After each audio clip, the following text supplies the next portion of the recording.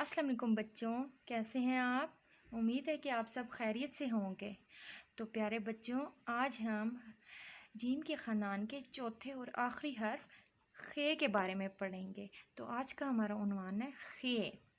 تو پیارے بچوں، کتاب کا صفحہ نمبر 25 کھولیں، پڑھیے اور لکھیے۔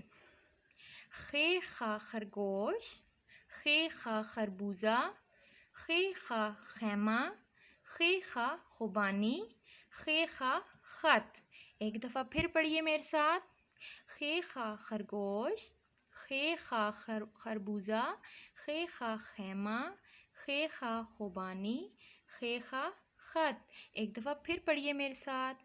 خے خا خرگوش، خے خا خربوزہ، خے خا خیمہ، خے خا خوبانی، خے خا خط۔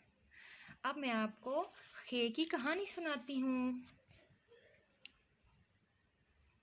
ایک دن ختیجہ، یہ دیکھیں یہ ہے ختیجہ، اپنی خالہ جان کے ساتھ بازار گئی۔ انہوں نے وہاں خوبانی اور خربوزے خریدے اور گھر واپس آ گئیں۔ گھر پہنچی تو خالو جان، یہ دیکھیں ان کے خالو جان، خط، خیمہ اور خرگوش کی تصویر بنا رہے تھے۔ تو کیسی لگی آپ کو خے کی کہانی؟ امید ہے کہ آپ سب کو پسند آئی ہوگی۔ تو اب ہم خے لکھنے کی مشق کرتے ہیں۔ اس نقطے سے شروع کریں، اوپر کی طرف جائیں، پھر پیچھے کی طرف آئیں، پھر نیچے کی طرف چلے جائیں، پھر اوپر کی طرف چلے جائیں، پھر اس کے اوپر ایک نقطہ۔ یہ کیا ہے؟ یہ ہے خے۔